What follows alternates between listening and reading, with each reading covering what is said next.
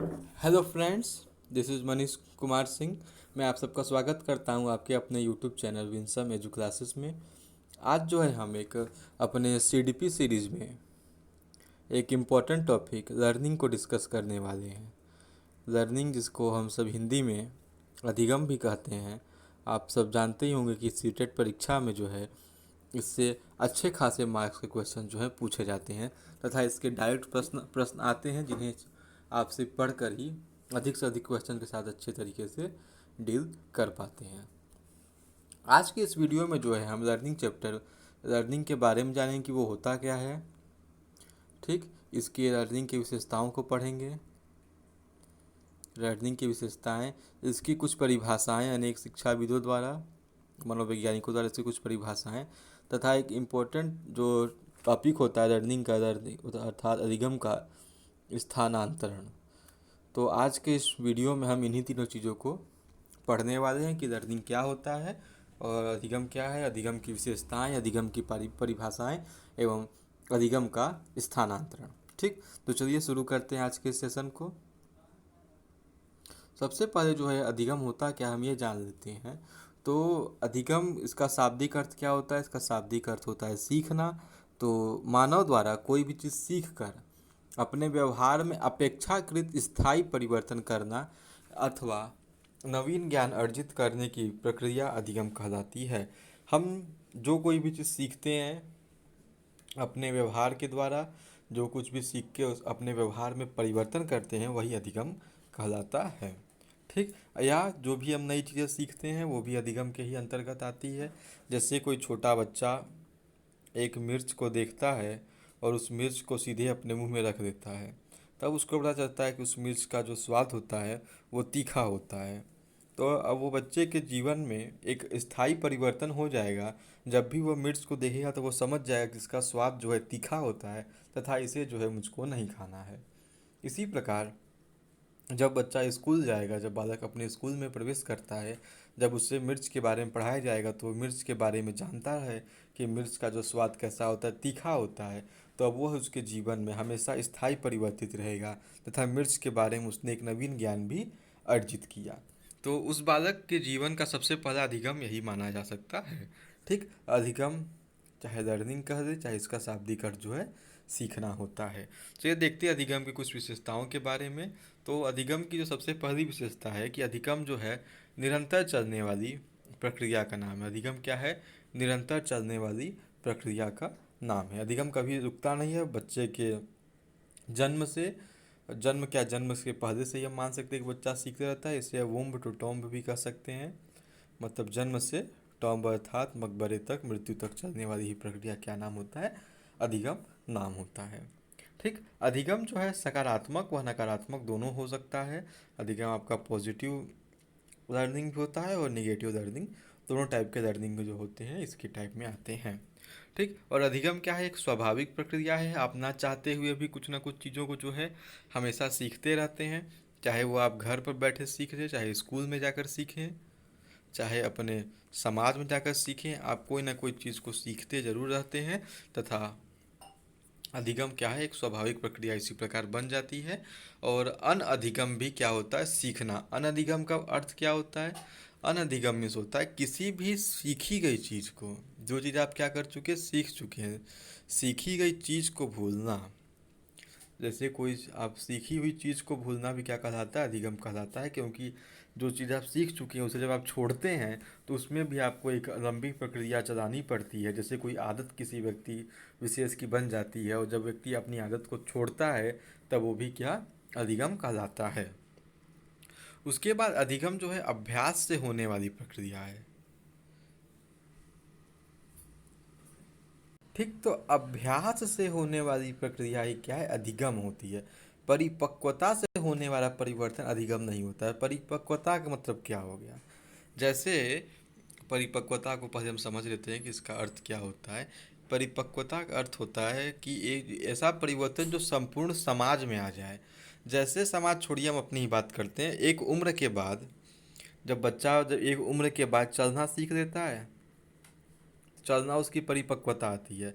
दौड़ना सीख लेता है, दौड़ना क्या है? उसकी परिपक्वता है। परंतु क्या सभी दौड़ने वाले बच्चे जो सब दौड़ सकते हैं, क्या सभी रेसर बन जाते हैं? सभी क्या धावक कहलाते हैं? नहीं, सब नहीं कहलाते, सभी उसेन बोल्ट नहीं बन पाते हैं।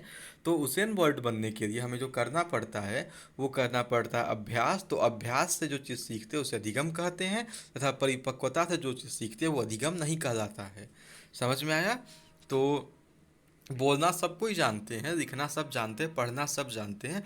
तो क्या हर बोलना, क्या बोलना आ जाएगा परिपक्वता में? तो क्या सभी बोलने वाले व्यक्ति नेता बन जाते हैं? नहीं, सब तो नहीं बन पाते हैं। क्रिकेट जो है हम सब ने बचपन में खेला, तो वो क्या खेलना क्या हो गया? परिपक्वता हो गया। पर हम सब में से कितने लोग जो हैं अंतर्राष्ट्रीय क्रिकेट खेल रहे हैं या क्रिकेट को अपना करियर बना चुके हैं? इस मुश्किल से गिने चुने लोग हो गए। तो जो व्यक्ति क्रिकेट खेलकर उसमें अभ्यास करता गया, वो अधिगम बनाया उस चीज़ को, उसे अपने जीवन उतारा, तथा वही व्यक्ति आज क्या कर रहा है, और उस खेल को जो है अपने करियर के रूप में चुनता आ रहा है। ठीक। उसके बाद हम देखते हैं कि पदानुसरण अभिकरण अधिगम नहीं है। पदानुसरण मीन्स क्या होता है? किसी भी इंसान को फॉलो करना।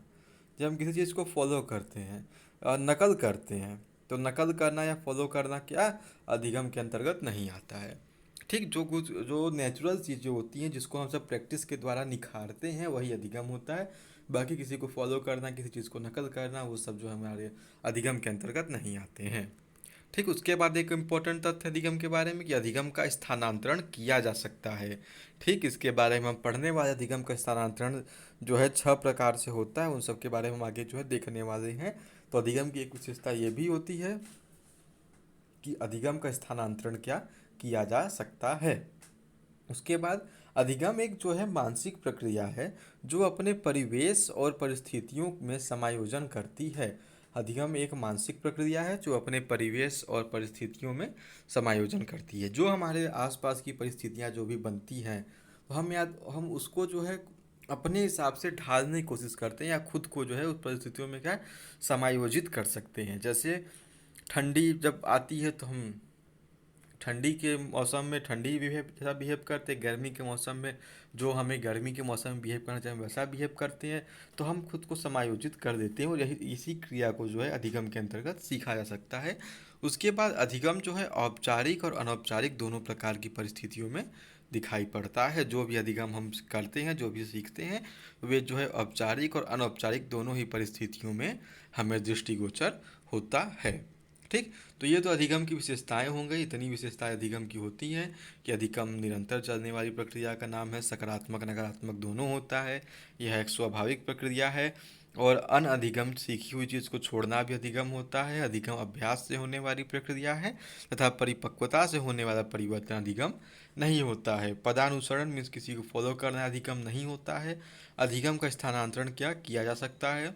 अधिगम एक मानसिक प्रक्रिया है जो परिवेश और परिस्थितियों में समायोजन करती है, तथा अंतिम बिंदु के अधिगम औपचारिक और अनौपचारिक दोनों प्रकार की परिस्थितियों में दिखाई पड़ता है। अधिगम का शाब्दिक अर्थ क्या होता है? तो उसका शाब्दिक अर्थ जो है सीखना होता है। ठीक। तो आपको ये सब समझ में आ गया। आगे हम बढ़ते हैं, अधिगम की परिभाषाओं के आगे बढ़ते हैं। ठीक। तो अब जो है हम अधिगम की कुछ महत्वपूर्ण परिभाषाओं को देख लेते हैं, जो कि 1 2 3 4 5 6 परिभाषाएं मैंने यहाँ पर लिखी हुई हैं, जो कि छवों की छवों परिभाषाएं जो हैं आपको परीक्षा में बहुत ही महत्वपूर्ण हो सकते हैं। परिभाषाओं से सीधे से प्रश्न पूछे जाते हैं, जैसे कि कोई कथन दे दिया जाएगा और पूछ सकता है, 4 ऑप्शन दे दिए जाएंगे कि यह कथन किसका है, तो आपको सही कथन पर टिक लगाना होगा। या नाम दे दिया जाए किसी मनोवैज्ञानिक या शिक्षाविद का, तथा 4 कथन दे दिए जाएंगे और आपको बताना होगा इनमें से कोई वो प्रश्न में दिए हुए शिक्षाविद का कथन जो है कौन सा कथन है। ठीक। तो चलिए देखते हैं। सबसे पहला कथन जो यहाँ पर है वुडवर्थ का कथन है। वुडवर्थ के अनुसार सीखना विकास की प्रक्रिया है। जो भी हमारे अंदर विकास होता है उसी को क्या कहते हैं हम सब? सीखना कहते हैं। पहली परिभाषा वुडवर्थ के अनुसार सीखना विकास की प्रक्रिया है। गिलफोर्ड महोदय जेपी गिलफोर्ड ने बताया है अधिगम के बारे में कि व्यवहार के कारण जो भी हम बिहेव करते हैं, हमारे व्यवहार में परिवर्तन ही सीखना कहलाता है। ठीक। जो भी हम बिहेव करते हैं उसी के वजह से जो हमारे बिहेवियर में परिवर्तन होता है उसी को सीखना कहते हैं। थॉर्नडाइक थॉर्नडाइक ने एक महत्वपूर्ण परिभाषा दी है कि अधिगम उपयुक्त अनुक्रिया का चयन करना तथा उससे उत्तेजना से जोड़ना है। जब हम थॉर्नडाइक के लर्निंग थ्योरी को देखेंगे, जब इनके अधिगम सिद्धांत के बारे में पढ़ेंगे, तो ये कथन आपको अच्छे समझ में आ जाएगा कि अधिगम उपयुक्त अनुक्रिया का चयन करना तथा उससे उत्तेजना से जोड़ना होता है। क्रो एवं क्रो का परिभाषा जो है महत्वपूर्ण परिभाषा माना जाता है। ये जो है प्रश्न परीक्षा में अधिकतर पूछा जाता है। इनके अनुसार सीखना आदतों, ज्ञान और अभिवृत्तियों का अर्जन है। सीखना क्या है? आदतों, ज्ञान और अभिवृत्तियों का अर्जन ही क्या कहलाता है? सीखना या अधिगम कहलाता है। ठीक। और गेट्स के अनुसार, गेट्स ने बताया कि जो अनुभव एवं प्रशिक्षण के माध्यम से व्यवहार में परिवर्तन अधिगम कहलाता है। जो भी हम एक्सपीरियंस करते हैं, जो भी हमारे अंदर एक्सपीरियंस होता है, या जो भी हम प्रशिक्षण देते हैं, जो भी हम चीज़ों को सीखते हैं, कला जो हम सीखते हैं, उसी के जो माध्यम से जब हमारे व्यवहार में परिवर्तन हो जाए, उसी को क्या करते हैं? अधिगम कहते हैं। कुल मिलाकर आप इतनी बातों को याद रखिए कि व्यवहार में परिवर्तन ही अधिगम कहलाता है। महत्वपूर्ण चीज़ यही है। किसके द्वारा व्यवहार में परिवर्तन हो रहा? तो अनुभव द्वारा और प्रशिक्षण के द्वारा व्यवहार में परिवर्तन अधिगम कहलाता है। यह कथन किसका है? तो यह कथन जो है गेट्स महोदय का कथन है। उसके बाद जो अंतिम कथन हमारे पावलोव का है, जिनका भी एक अधिगम सिद्धांत हमें पढ़ने को मिलेगा। इनके अनुसार अनुकूलित अनुक्रिया के परिणाम स्वरूप व्यवहार में परिवर्तन अधिगम कहलाता है। ठीक। तो जो भी अनुकूलित अनुक्रिया होती है, उसी के परिणाम स्वरूप व्यवहार में परिवर्तन ही हमारा अधिगम कहलाता है। तो हमने 4 परिभाषाओं को देखा, चारों महत्वपूर्ण परिभाषा, जिसमें से क्रो एवं क्रो की परिभाषा अक्सर परीक्षा में पूछ लेती है। तो इसे आप ध्यान देखिएगा कि सीखना क्या होता है। तो सीखना जो है आदतों, ज्ञान एवं अभिवृत्तियों का अर्जन करना ही सीखना कहलाता है। आसान सी परिभाषा है किसकी? ये परिभाषा क्रो एवं क्रो की है। देखते हैं आगे अधिगम के स्थानांतरण के बारे में। तो जब हम अधिगम के स्थानांतरण को देखते हैं, तो वह अधिगम का स्थानांतरण होता क्या है? पूर्व में सीखे गए ज्ञान का नवीन परिस्थितियों में अनुप्रयोग करना अधिगम स्थानांतरण कहलाता है। आसान सी परिभाषा है कि जो भी चीज़ हम पहले सीख चुके हैं, ठीक, जो भी चीज़ हम क्या किए पहले सीखे हैं, उसी का नवीन नए परिस्थितियों में प्रयोग करना। ठीक। जैसे कि अब हम नए परिस्थितियों में प्रयोग करना, हर चीज़ हर परिस्थिति में सीखते नहीं है। कोई चीज़ हम एक चीज़ सीख रही है, वो कौन सी परिस्थिति थी? नॉर्मल परिस्थिति। और जब परिस्थिति या जब कंडीशंस थोड़ी चेंज होती है, तो उस सीखे गए ज्ञान का उस चेंज कंडीशन में ही यूज करना क्या कहलाता है? हमारा अधिगम का स्थानांतरण कहलाता है। अधिगम स्थानांतरण कहलाता है। तो इसमें हम यही देखेंगे कि अधिगम का स्थानांतरण होता क्या है तथा इसके कितने प्रकार जो हैं माने जाते या होते हैं। ठीक। तो देखते हैं जो इसके स्थानांतरण के बारे में दो मत जो है बहुत ही महत्वपूर्ण मत माने जाते हैं। एक जो है व्यवहारवाद, दूसरा जो है संरचनावाद। व्यवहारवाद के फाउंडर या व्यवहारवाद किसके द्वारा दिया गया? तो वाटसन के द्वारा दिया गया है। संरचनावाद जो है विलियम वुंट के द्वारा दिया गया है। इन्हीं दोनों ने बताया था अधिगम का स्थानांतरण किन किन माध्यमों से होता है। तो व्यवहारवाद के जनक वाटसन ने बताया कि व्यवहारवाद के अनुसार अधिगम का स्थानांतरण 3 चीज़ों द्वारा होता है: सकारात्मक, शून्य और नकारात्मक अधिगम स्थानांतरण। तथा संरचनावाद के अनुसार अधिगम का स्थानांतरण क्षैतिज, ऊर्ध्व एवं द्विपार्श्व और जो 3 तरीकों से, तो अर्थात अधिगम का स्थानांतरण कितने 6 तरीकों से इसका स्थानांतरण हो सकता है। सबसे पहला जो स्थानांतरण हमारा है वो है सकारात्मक स्थानांतरण। इसमें देखते हैं एक परिस्थिति में सीखा गया ज्ञान किसी नवीन परिस्थिति को सीखने में सहायता प्रदान करता है, तो उसे जो है हम सकारात्मक अधिगम कहते हैं। जैसे साइकिल चलाने वाला व्यक्ति जब बाइक चलाना सीख लेता है, तो जैसे कोई व्यक्ति जो है साइकिल चलाना जानता है, और जब वो बाइक चलाने की शुरुआत करता है, तो वो क्या करता है, बाइक को चलाना में उसकी आसानी होती है। आसानी क्यों होती है? क्योंकि जो बैलेंस उसने साइकिल चलाते समय सीखा था, वही बैलेंस अब उसका हेल्प कर रहा है उसको बाइक को चलाने में।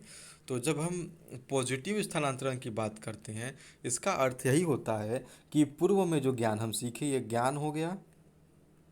इस ज्ञान को हमने कब अर्जित किया? पहले अर्जित किया था। ठीक। साइकिल चलाना हम कब सीखे थे? बचपन में सीखे थे।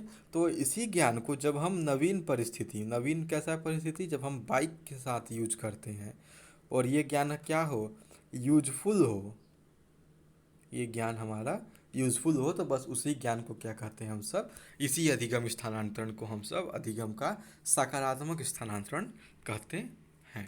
ठीक। नकारात्मक स्थानांतरण की बात करें तो जब पूर्व में कोई ज्ञान हम सीखते हैं और उस ज्ञान के द्वारा नवीन ज्ञान सीखने में कठिनाई उत्पन्न हो, बाधा उत्पन्न हो, उसे नकारात्मक ज्ञान नकारात्मक स्थानांतरण कहा जाता है। जैसे हिंदी से अंग्रेजी भाषा जब हम सीखते हैं तो हमें जो है परेशानियों का सामना करना पड़ता है। तो ये हो गया हमारा ज्ञान। पहले का ज्ञान जब नवीन ज्ञान को सीखने में क्या उत्पन्न करता है, बाधा उत्पन्न करता है, तो उसे कौन सा स्थानांतरण कहते हैं, उसे जो है निगेटिव ट्रांसफ़र कहते हैं, निगेटिव ट्रांसफ़र ऑफ लर्निंग कहते हैं। ठीक। जैसे अगर कोई अंग्रेजी का शिक्षक, हिंदी का शिक्षक या अंग्रेजी का शिक्षक है, कोई शिक्षक जो इंग्लिश पढ़ाता है, उसको अचानक से हिंदी की क्लास दे दी जाए पढ़ने को, तो उसका जो इंग्लिश सब्जेक्ट में नॉलेज है वो उसको जो है हिंदी सब्जेक्ट को पढ़ाने में क्या करेगा, रुकावट डालेगा, उसके बीच में बाधा उत्पन्न करेगा। क्योंकि हिंदी जब पढ़ाने जाएगा तो उसको अधिकतर शब्दों को जो है हिंदी में बोलना पड़ेगा, परंतु उसका नॉलेज किस में है, इंग्लिश भाषा में है। तो ये जो है अधिगम का नकारात्मक स्थानांतरण इसे हम सब कहेंगे। हम बात करते हैं अब अधिगम के शून्य स्थानांतरण को। तो शून्य, जैसा कि आप नाम से ही समझ सकते हैं कि जब पूर्व ज्ञान का नवीन ज्ञान पर कोई भी प्रभाव ना पड़े, जब पूर्व ज्ञान का नवीन ज्ञान पर क्या कोई भी प्रभाव ना पड़े, तो वो कैसा स्थानांतरण कहा जाता है, तो वह जो है अधिगम का शून्य स्थानांतरण कहा जाता है। आसान सी परिभाषा है इसकी, जब पूर्व ज्ञान का नवीन ज्ञान पर कोई प्रभाव न पड़े तो उसे शून्य स्थानांतरण कहते हैं। इसका उदाहरण कंप्यूटर चलाने वाला जब साइकिल चलाना सीखता है। अब देखिए, कंप्यूटर चलाना अलग बात होती है और साइकिल चलाना तो ये भी अलग बात होती है। तो जब कंप्यूटर चलाने वाला व्यक्ति साइकिल चलाना शुरू करता है तो ना तो कंप्यूटर में उसका ज्ञान उसको साइकिल चलाने में कोई सहायता देता है, ना तो कोई मदद करता है, और ना ही उसको क्या करता है, रोकता है। तो इस प्रकार के स्थानांतरण को क्या कहते हैं हम सब, शून्य स्थानांतरण कहते हैं। ठीक। जैसे क्रिकेट खेलना, सब्जी बनाना, कोई दोनों में कोई मतलब नहीं है। ठीक। पढ़ना और इसके अलावा नहाना, दोनों में कोई कॉमन सेंस नहीं है। आप जो पढ़ने में आप जो सीखते हो उसका नहाने से आपको कोई मतलब नहीं होता है। ठीक। स्थानांतरण को आप अच्छे से समझ सकते हैं। आप सब ने एक मूवी देखी होगी, चांदनी चौक टू चाइना, जिसमें अक्षय कुमार जो है बचपन से ही सब्जियों को काटता है और उसी से वो क्या सीख लेता है, कुंफू सीख लेता है। तो इसी चीज़ को जो है हम अधिगम के स्थानांतरण के सबसे बेस्ट एग्जाम्पल जो है आप वहाँ से देख सकते हैं। वो अधिगम के स्थानांतरण का कैसा एग्जाम्पल है, वो सकारात्मक स्थानांतरण है कि जब अक्षय कुमार बचपन से ही चीज़ों को सीखते रहता है तो बड़ा होकर जब वो कुंफू सीखना चाहता है तो उसमें उसके क्या, वो उसके बचपन के टैलेंट उसको क्या करता है, उसका हेल्प करता है। ठीक। अगले जो है हम संरचनावाद के बारे में देखते हैं। इसमें तीन क्षैतिज स्थानांतरण क्या कहा जाता है, एक परिस्थिति में सीखे गए ज्ञान का प्रयोग उसी से मिलती जुलती परिस्थिति में करना क्या कहा जाता है, क्षैतिज स्थानांतरण कहा जाता है। जैसे कि आप अर्थशास्त्र को पढ़ चुके हैं, आपको अर्थशास्त्र का ज्ञान है, तो घर में जब कोई बजट बनाना होगा तो आप जो है उसे आसानी से बना सकते हैं। ठीक। आपको इंग्लिश भाषा का ज्ञान है, तो जब आपको अंग्रेजी में किसी फॉरेनर से बात करना होगा तो आप आसानी से बात कर सकते हैं। इसी स्थानांतरण को क्षैतिज स्थानांतरण कहा जाता है। उसके अलावा जो ऊर्ध्व स्थानांतरण क्या होता है, एक परिस्थिति में जब कोई ज्ञान सीखा जाता है उस ज्ञान का प्रयोग उस परिस्थिति से हाई लेवल में करना, उच्च परिस्थिति में करना ऊर्ध्व स्थानांतरण कहलाता है। जैसे जो हम कक्षा 9 में ज्ञान अर्जित करते हैं उसका कक्षा 10 में प्रयोग होना, 8 में पढ़ी हुई चीज़ों का 9 में प्रयोग होना, 7 में पढ़ी हुई चीज़ों का 8 में प्रयोग होना, बीएड फर्स्ट सेमेस्टर में पढ़ी हुई चीज़ों का सेकेंड थर्ड फोर्थ में प्रयोग होना। ठीक। तो इसे ही हम सब ऊर्ध्व स्थानांतरण कहते हैं। तो विद्यालय में जितने भी प्रकार के स्थानांतरण होते हैं वे सब कैसे उच्च प्रकार के स्थानांतरण और ऊर्ध्व स्थानांतरण हमारे होते हैं। और द्विपार्श्व स्थानांतरण क्या होता है, जो शरीर के दाएं भाग, शरीर का जो दो हिस्से में बांटे, शरीर का एक हिस्से का काम जब शरीर के दूसरे हिस्से से हम करवा सकें उसे द्विपार्श्व स्थानांतरण कहते हैं। दाएं भाग का कार्य बाएं भाग से या बाएं भाग का कार्य दाएं भाग से जब करवा देते हैं उसे हम सब द्विपार्श्व स्थानांतरण कहते हैं। जैसे कोई व्यक्ति जो है दोनों हाथों से लिख सकते हैं तो उनमें जो काबिलियत पाई जाती है उसे हम सब द्विपार्श्व स्थानांतरण कहते हैं। ठीक। तो अधिगम के स्थानांतरण को एक बार हम फिर से देख लेते हैं। इसे जो है 6 भागों में बांटा गया है। एक होता है सकारात्मक, एक होता है नकारात्मक और एक होता है शून्य। पहले हम इन तीनों के बारे में पढ़ते। पॉजिटिव में क्या होता है, एक ज्ञान जो हम पूर्व में सीखते हैं उस ज्ञान का यूज जब हम नवीन परिस्थितियों में कर सकें, पूर्व ज्ञान का नवीन में क्या हो सके, यूज हो सके, तो उस ज्ञान को क्या कहेंगे, उस स्थानांतरण को क्या कहते हैं हम सब, उस स्थानांतरण को सब पॉजिटिव स्थानांतरण या सकारात्मक स्थानांतरण कहते हैं। ठीक, यहाँ माइनस होना चाहिए। निगेटिव स्थानांतरण क्या होता है, जो हम सब पूर्व में कोई ज्ञान सीखें और जब उसका प्रयोग हम नवीन परिस्थितियों में करना चाहें, परंतु वह ज्ञान जो है नवीन परिस्थिति में क्या करे, बाधा उत्पन्न करे, उसे हम सब क्या कहते हैं, अधिगम का नकारात्मक स्थानांतरण उसे कहा जाता है। जब हम शून्य की बात करते हैं, अधिगम का शून्य स्थानांतरण क्या होता है, तो जो ज्ञान हम पूर्व में सीखते हैं तथा जो ज्ञान हम नवीन परिस्थितियों में यूज करना चाहते हैं, उन दोनों के बीच में कोई संबंध ना हो, अर्थात पूर्व ज्ञान नवीन ज्ञान में ना तो कोई बाधा पहुंचाए, ना ही क्या करे उसके कोई फायदा दे। ठीक, तो ये कौन सा ज्ञान हो जाएगा, ये कौन सा स्थानांतरण हो जाएगा, इससे हम सब अधिगम का शून्य स्थानांतरण कहते हैं। जब हम बात करते हैं तीन और टाइप पे, एक क्षैतिज, एक ऊर्ध्व और एक कौन सा था, एक था द्विपार्श्व। ठीक, तो क्षैतिज स्थानांतरण क्या होता है, क्षैतिज को हम देख लेते हैं एक बार फिर से। क्षैतिज में क्या होता है, एक ज्ञान हम सीखते हैं, ठीक, एक ज्ञान मेरे पास है, एक स्किल मेरे पास है, उसी ज्ञान का जब हम प्रयोग उसी के समानांतर किसी दूसरे कार्य में कर सकते हैं, उसी ज्ञान का क्या कर रहे हैं हम सब, प्रयोग कर रहे हैं किसी दूसरे कंडीशन में, तो वो कैसा स्थानांतरण हो जाएगा, उसे अधिगम का क्षैतिज स्थानांतरण कहा जाता है।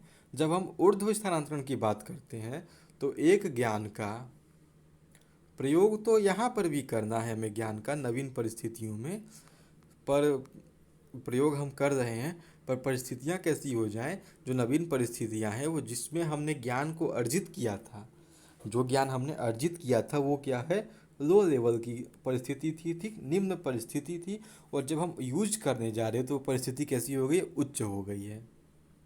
ठीक, समझ में आया आप सबको ये बात। ऊर्ध्व स्थानांतरण क्या होता है कि जब ज्ञान हमने सीखा, उस ज्ञान का यूज जो है हम उच्च परिस्थिति में करने वाले हैं, उससे हम सब ऊर्ध्व स्थानांतरण कहते हैं। जैसे हम सब पहले जो है ABCD सीखते हैं, ठीक, उसके बाद A फॉर एप्पल सीखते हैं, ठीक, उसके बाद जो है हम एक अल्फ़ाबेट सीखते हैं, फिर जो है वर्ड सीखते हैं, उसके बाद एप्पल इज रेड बोलना सीखते हैं, अर्थात एक सेंटेंस बोलना सीखते हैं। तो ABCD का ही प्रयोग करके हम आगे बढ़ते हैं।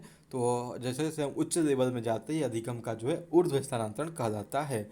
हम सब क ख ग सीखे, चाहे वर्णमाला हिंदी की, हम सब पहले क से जो है कबूतर बोलना सीखते हैं, उसके बाद एक सेंटेंस बनाते हैं कि कबूतर एक पक्षी है। ठीक, तो इसी प्रकार जो है हम चीज़ों को सीखते हैं अच्छी तरह से, इसे हम सब क्या करते हैं, ऊर्ध्व स्थानांतरण कहते हैं। जो लास्ट हमारा होता है उसे हम सब कहते हैं द्विपार्श्वीय स्थानांतरण। इसमें क्या होता है, एक साइड होता है लेफ्ट साइड या राइट साइड।